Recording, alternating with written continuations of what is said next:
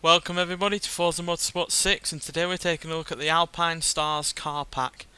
7 new cars to the series, never been on the any game before in the Forza Motorsport history, and yeah, it's quite a varied and quite a good car pack actually, really solid as far as I'm concerned. And since it only has the 2 race cars instead of the normal 3, we'll take a look at a couple of other less so sporty cars. But apart from the race cars, all the other cars will get a review of their own. So all 5 of them, normal production cars, will get a review of their own, a full one. But we'll glance over most of them.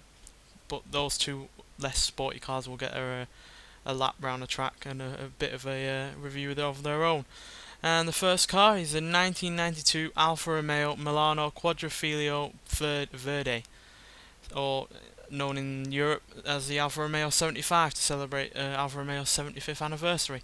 And yeah, this is in the early days of the 4-door Sport Saloon. Came out a few years after the M5, and even though it's not as fast as the M5, you can see from the stats and the fact it only has 185 horsepower from its 3-litre V6 engine, it still doesn't weigh all that much, and the handling, as I've driven it before I started recording, is spot on thanks to its 50-50 weight distribution. Well, practically 50-50 weight. Forza said it's 51%, but Alfa Romeo themselves said it's 50-50.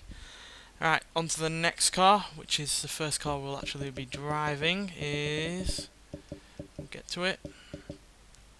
2015 Ford number 2 Chip Ganassi Racing Rally Mark XXVI, whatever that is, Daytona prototype. So yeah, Ford is still in the racing kind of industry, and yeah, it's with this.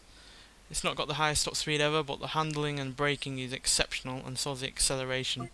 And 600 horsepower, 540 pounds of torque from its 3.5-litre V6 EcoBoost engine, weighing 2,416 pounds.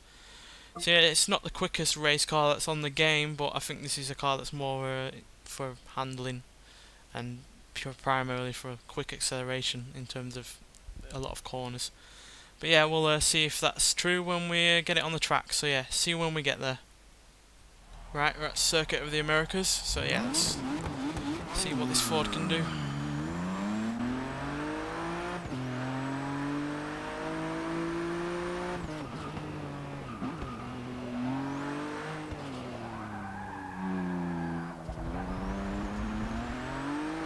So yeah, typical racing interior. Aerodynamic conditions you'd expect in such a car. The engine is in the middle. It is rear wheel drive.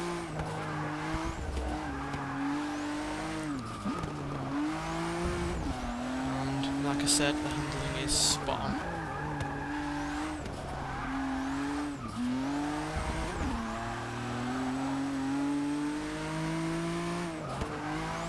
The gearing's a little strange on this car. After 3rd gear, they go where the gears go really short, which, like I said, is probably down to the fact it's more for acceleration than top speed, because it will only do 186 mile an hour. I say only, but it's not that fast in comparison to a lot of race cars. But it's 0 to 60 time, 4.9 seconds, 0 to 100 in 7.1, which again isn't all that quick. Again, I'm guessing because it's on the handling side. And even if it's, granted not all that quick in terms of 0 to 60 from a standing start, but with its handling being as good as it is,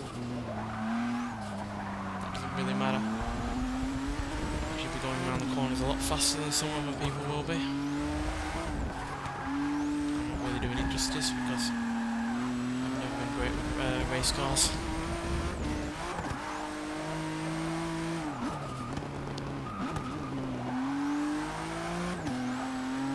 So I've only driven this once and 1 lap only.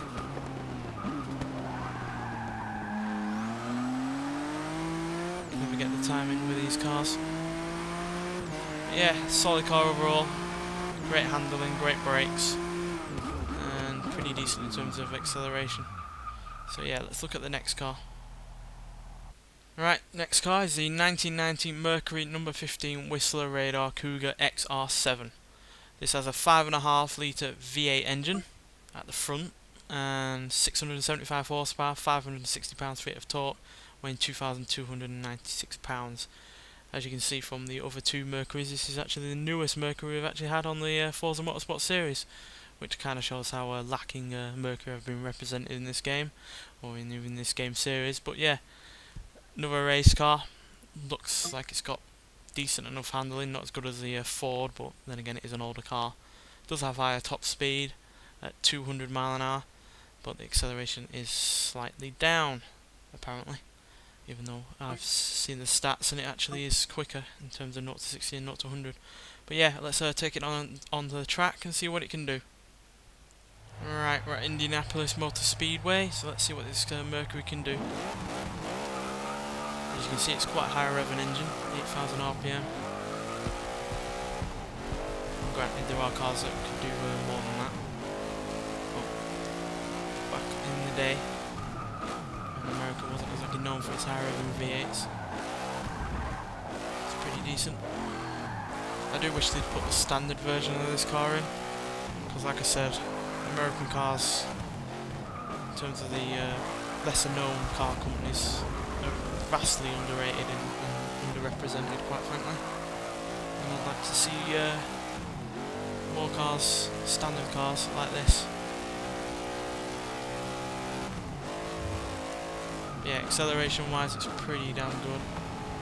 As I said, it's actually technically quicker than the Ford, even though the stats say it isn't, because 0 to 60 time for this is 3.7 seconds. It's 0 to 100 time is 6.9 seconds, and we're doing 200 mile an hour on its way up, on its way through those speeds, which is pretty damn good. Handling wise, it is worse than the Ford, but then again, this is a car that's 26 years old, so no real surprise there.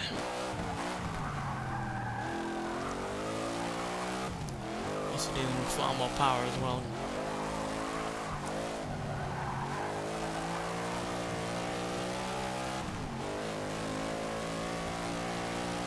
We're actually just going to take this up to the first corner because I want to see how fast we can get it going. 170, 175, ooh, nearly 180. But obviously we did overshoot the braking zone. Anyway, right, let's see what the next car is. Right, this is the next car, and oh dear, oh dear, oh dear. The 2005 Pontiac Aztek. Ugh. Right, basically I'm just going to leave my wrath for this car in the main review, which will be up after this video. But there are the stats, and there's power, 185 horsepower, 210 pound-feet of torque, weighing 3,923 pounds, and it gets that power from its 3.4 litre V6 engine. Right, that's it. That's all I got to say on this video about that car. Like I said, save it for the main video. Next car is the 1996 Subaru SVX. Now this is a really good looking car as far as I'm concerned, and yeah, they're the stats, pretty decent in terms of speed and acceleration, and also decent in terms of handling and braking, especially for the age of the car, 20 years old. And it's all-wheel drive front engined, and 230 horsepower, 228 pounds-feet of torque, weighing 3,580 pounds, and it's got 3.3 litre flat 6 engine. So yeah, this is another car that will get a review of its own, so yeah, expect to see that. And yeah, next car is a surprise really, the 1967 Sunbeam Tiger. As you can see, this is the first Sunbeam in Forza Motorsport 6, and it's actually the first Sunbeam in the entire series, and I'm glad to put it in because I personally think it's a great car. Speed, acceleration, spot on for the time, and handling and braking is also spot on for the decade as well. 200 horsepower, 282 pounds-feet of torque, weighing 2,560 pounds, and it's actually got a 4.7 litre V8 engine from Ford themselves, developed in part by Kyle Shelby, who didn't have as much involvement as he did with like AC Cobra, but did actually get royalties for each and every car that was actually made and sold. So yeah, this is where the first of the lesser kind of cars that we're going to take out on the track for a bit, and yeah, see you when we get there. Right, we're at Silverstone, so let's see what this car can do. Now I'm not going to go too deep into this car because it will get a full review of its own, because I have a fair bit to say about it. But yeah, V8 from America coupled with a British chassis is pretty damn good, really, because yeah, it's light like most European and even British sports cars of the times were, and it's also got a massive engine which produces a whole lot of power. Granted, it's not as much power as American rivals of the time, in terms of muscle cars, but then again they were more about power and straight line speed than anything else, and this is more about good looks, having the wind in your hair as you know, and handling, which it has plenty of. And granted, it's not as good in terms of handling as a modern day convertibles, but this is a car from 1967. Can't really expect too much from it. And yeah, not to say out of the fact that it makes a nice noise and isn't as slow as you'd expect. Something that has 200 horsepower.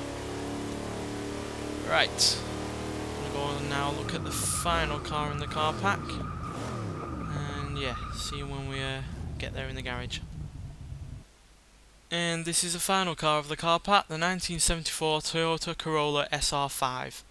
And like the Celica, it's not got all that much power, but doesn't also weigh all that much either, which is why its acceleration is fairly decent.